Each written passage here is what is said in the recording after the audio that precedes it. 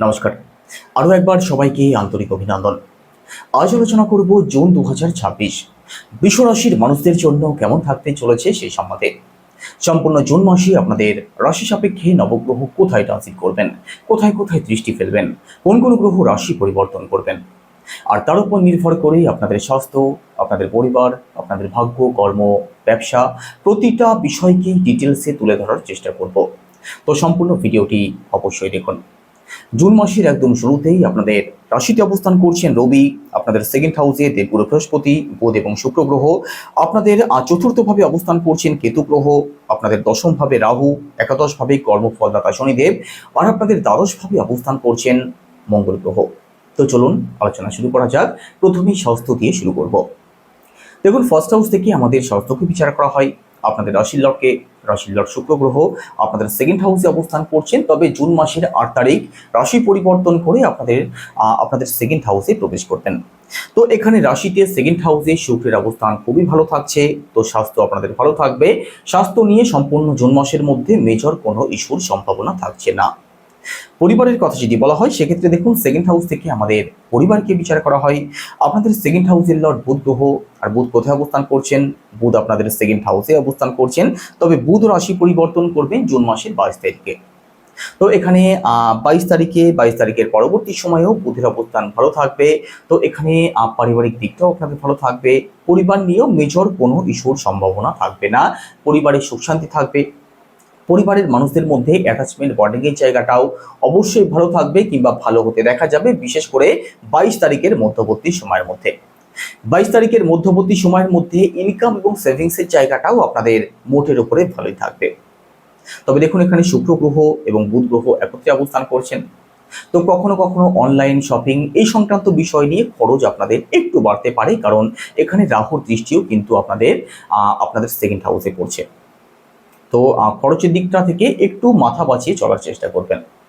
একই সাথে আপনাদের ফোর্থ হাউসে কেতু গ্রহ অবস্থান করছেন, আর ফোর্থ হাউসে কেতু মায়ের সাথে কিন্তু কখনো কখনো একটু মতপার্থক্য, মতবিভেদের মতো জায়গা তৈরি হতে পারে। মায়ের সাথে কখনো কখনো মানসিক দিক থেকে দূরত্ব তৈরি হতে পারে। প্রপার্টি সংক্রান্ত কোনো বেকার ঝামেলার সমাধান হতে একটু সময় বেশি লাগতে পারে, অথবা প্রপার্টি সংক্রান্ত কোনো ডিসিশন ফাইনাল হতে আপনাদের সময় বেশি লাগতে পারে। ফোর্থ হাউসে কেতু এই সংক্রান্ত প্রবলেমগুলোই তৈরি করে।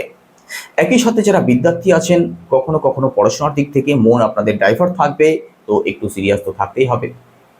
বিশেষ করে কোনো এক্সাম যদি থাকে, কোনো কম্পিটিশন যদি থাকে, অবশ্যই নিজের পড়াশোনার প্রতি সিরিয়াস থাকুন, না হলে কিন্তু আশানুরূপ ফল আপনাদের প্রাপ্তি হতে প্রবলেম হতে পারে। এডুকেশনাল যে কোনো ডিসিশন একটু ভাবনা চিন্তা করে তবে নেওয়ার চেষ্টা করবেন।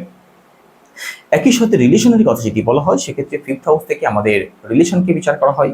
আপনাদের ফিফথ হাউসের লর্ড বুধ গ্রহ আপনাদের সেকেন্ড হাউসে এবং থার্ড হাউসে অবস্থান করবেন সম্পূর্ণ জুন মাসে। তো এখানে রিলেশনের জায়গাটা আপনাদের ভালোই থাকবে। রিলেশন নিয়ে দুশ্চিন্তার তেমন কোনো কারণ থাকছে না। বিশেষ করে 22 তারিখের মধ্যবর্তী সময়ের মধ্যে রিলেশনের জায়গাতে স্টেবিলিটি বাড়তে দেখা যাবে। কোনো প্রকার কোনো সমস্যা যদি তৈরি হয়ে থাকে সেটা ঠিক হয়ে যাওয়ার সম্ভাবনা থাকবে।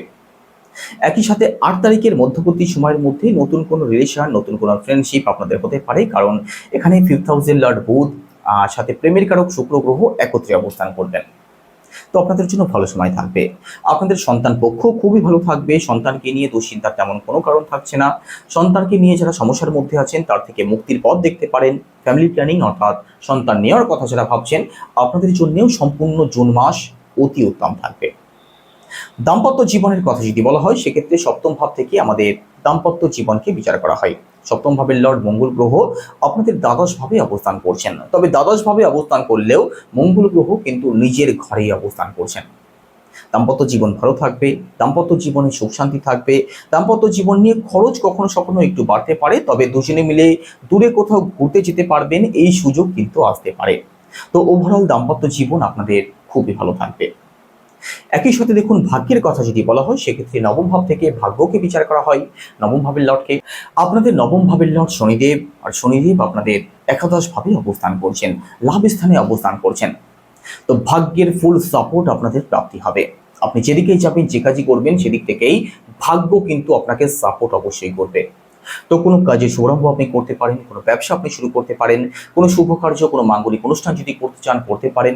আপনাদের পিতৃপক্ষ খুবই ভালো থাকবে, উচ্চশিক্ষার জায়গাটা খুব ভালো থাকবে, দূরে কোথাও ভ্রমণ আপনাদের হতে পারে, ধর্মকর্মের প্রতি আপনাদের আস্থা বিশ্বাসের জায়গাটা বাড়তে দেখা যাবে।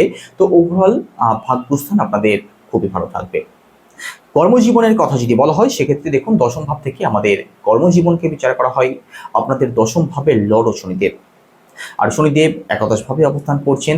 তো কর্মজীবনে ভাগ্যের সাপোর্ট আপনি পাবেন। তবে দেখুন, এখানে আপনাদের দশম ভাবে কিন্তু রাহু অবস্থান করছেন। যে কোনো ডিসিশন কর্মজীবনের দিক থেকে যে কোনো ডিসিশন ভালো করে ভাবনা চিন্তা করে তবে নেওয়ার চেষ্টা করবেন। না হলে দশম ভাবে রাহুর অবস্থান আপনাদের মনে কিন্তু ভ্রম তৈরি করতে পারে। আপনাদের মনে যে কোনো দিক থেকে আনস্যাটিসফ্যাকশন নিয়ে আসতে পারে। যে কাজ আপনি করছেন সেই কাজে আপনি সন্তুষ্ট নন, এই বিষয়টা কম বেশি আপনাদের মধ্যে থাকতে পারে। এই দিকটাকে কাটিয়ে ওঠার চেষ্টা করবেন। যে কোনো ডিসিশন ভালো করে ভাবনা চিন্তা করে তবে নেওয়ার চেষ্টা করবেন। বাদবাকি কর্মজীবন আপনাদের ভালো থাকবে, কর্মপ্রাপ্তির সম্ভাবনা রয়েছে। বিশেষ করে যারা চাকরির চেষ্টা করছেন তাদের জন্য তো অতি উত্তম সময় থাকবে। পরিশ্রম করলে সফল আপনি অবশ্যই হবেন। ব্যবসার কথা যদি বলা হয় সেক্ষেত্রে দেখুন, সপ্তম ভাব থেকে ব্যবসাকে বিচার করা হয়।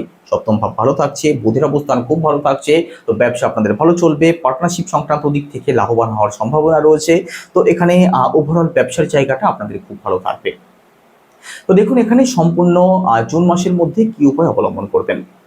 প্রথমত উদীয়মান সূর্যকে জল অর্পণ করুন। একই সাথে সূর্যদেবের বীজ মন্ত্র জপ করুন। সেটা কি, ওম হ্রাম ভীম ভংসা সূর্যায় নমো, রোজ 108 বার। যে কোনো বাধা বিপত্তি থেকে আপনি বেরিয়ে আসবেন এবং বেরিয়ে আসার পথ অবশ্যই খুঁজে পাবেন। কেমন লাগলো আলোচনা অবশ্যই কমেন্টে জানাবেন। সবাই ভালো থাকুন, সুস্থ থাকুন। নমস্কার।